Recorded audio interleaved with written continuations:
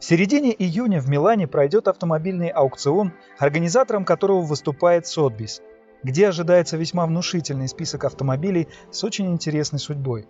Предлагаю остановиться поподробнее на одном из них и поговорить сегодня о Ferrari 275 GTB.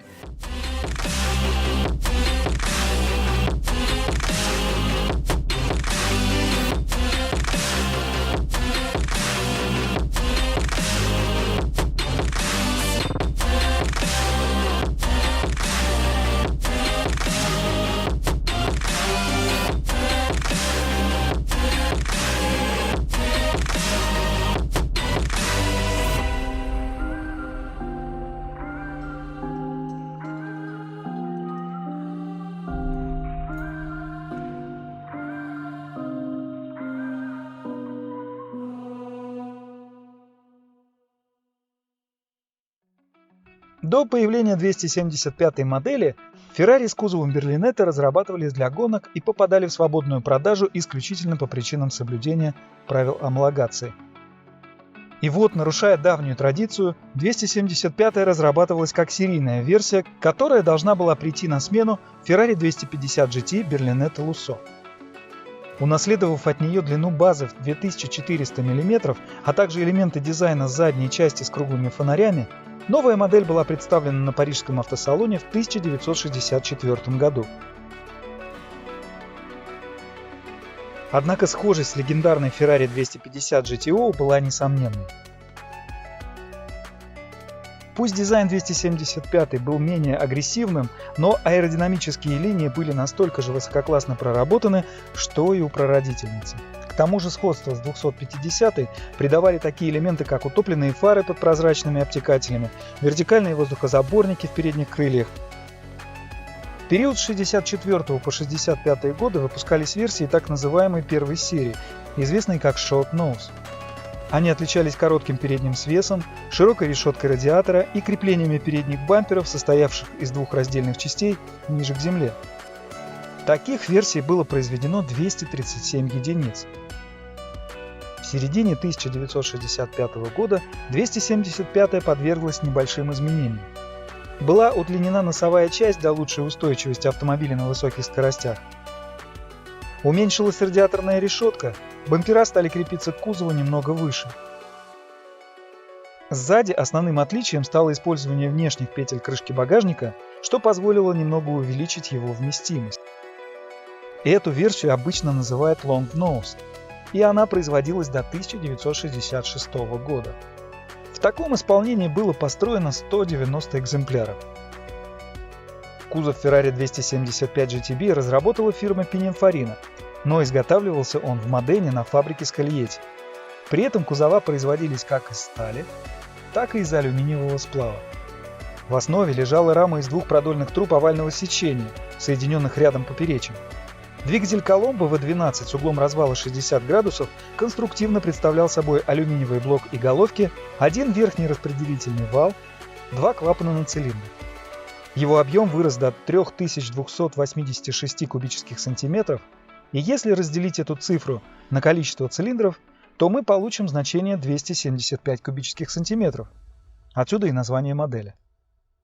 На выбор предлагались варианты с тремя карбюраторами Weber, где мощность составляла 280 лошадиных сил, либо с 6 карбюраторами, где показатели увеличивались до 290 лошадиных сил. Для лучшего распределения веса мотор был сдвинут за переднюю ось. И впервые в истории Ferrari пятиступенчатая механическая коробка передач находилась на задней оси, в одном блоке с дифференциалом, схема Transaxle. К тому же 275-я была первым автомобилем компании с независимой задней подвеской. Автомобиль, предлагаемый к продаже на аукционе Sotheby's в Милане, относится к категории транспортных средств, которые были в собственности знаменитостей. В 1966 году его приобрел Роже Вадим, урожденный Вадим Племянников, французский кинорежиссер, актер, продюсер. Сын русского дворянина Игоря Николаевича Племянникова, после революции 1917 года эмигрировавшего во Францию и построившего дипломатическую карьеру. Его матерью была французская актриса Мария Антуанетта Ардилус.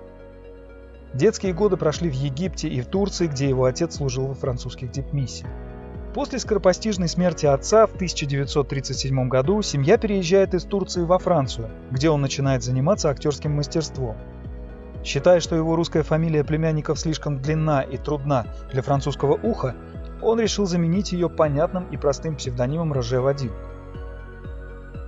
В 1956 году выходит его режиссерский дебют «И Бог создал женщину», в главных ролях в котором была задействована его супруга Бриджит Бардо, а также никому неизвестный на тот момент актер Жан-Луи Трентиньян. Фильм стал культовым, сделав сразу и навсегда знаменитыми Бардо, Трентиньяна и, конечно же, самого Роже Вадима. За свою жизнь Роже снял почти 3 десятка кинолент, среди которых можно выделить «Опасные связи»,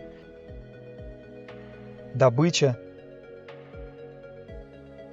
Что же касается личной жизни, то его спутницами были знаменитые актрисы Бриджит Бардо, Катрин Денев, Джейн Фонда,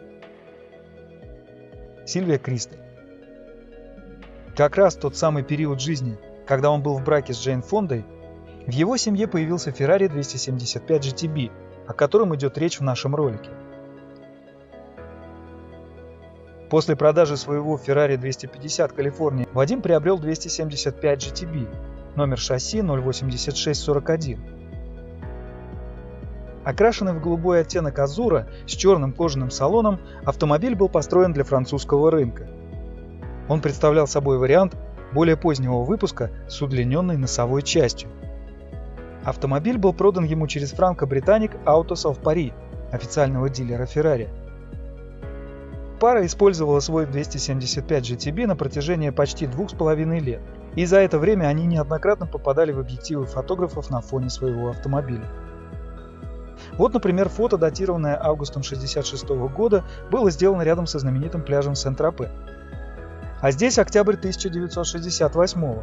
На этом самом автомобиле Роже забрал свою супругу вместе с новорожденной дочерью Ванессой из больницы в первые дни появления ее на свет.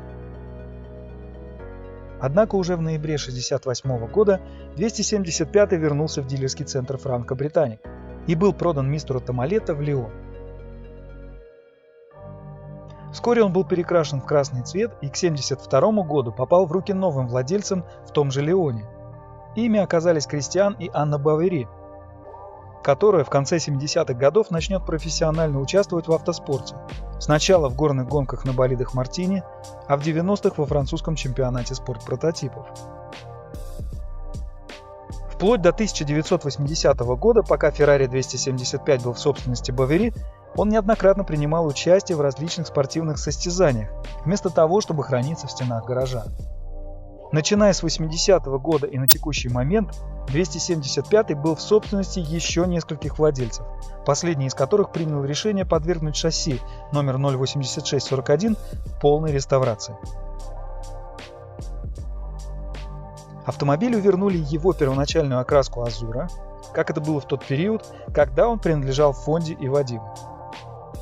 По итогам реставрации он получил сертификат Ferrari Classic, подтверждающий оригинальное состояние экземпляра. Предполагается, что Ferrari 275 GTB, выставляемый на продажу 15 июня текущего года на аукционе Sotheby's в Милане, должен уйти с молотка за 2-2,5 миллиона евро, что составляет примерно 2,5-3 миллиона долларов.